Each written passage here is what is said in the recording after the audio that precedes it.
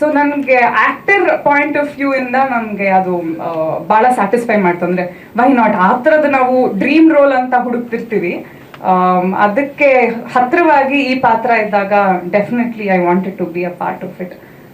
So ಯಾವ incident? So sorry, ನನ್ನ character Nivedita ಅಂತ, ಒಬ್ಬ ಸಾಮಾನ್ಯ ಮಹಿಳೆ. ಹೀಗೆ ದಿನನಿತ್ಯ ಆಕೆಯ ದಿನಚರಿ ಆಗುವಾಗ ಅವಳ ಲೈಫಲ್ಲಿ ಒಂದು ಅನಿರೀಕ್ಷಿತವಾಗಿ ಒಂದು ಘಟನೆ ನಡೆಯುತ್ತೆ, ಆಗಬಾರ್ದೇ ಇರೋವಂಥದ್ದು.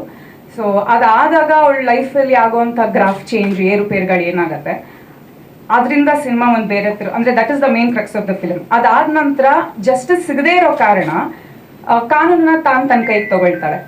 ಅದರಿಂದ ನೆಕ್ಸ್ಟ್ ಏನಾಗುತ್ತೆ, ಇವಾಗ ಆಕೆನ ವಿಕ್ಟಿಮಾ ಅಥವಾ ಕ್ರಿಮಿನಲ್ ಅನ್ನೋದು ಪ್ರಾಬಬ್ಲಿ ಫ್ಯಾಮಿಲಿಯಲ್ಲಿ ಸರ್, ಫ್ಯಾಮಿಲಿ.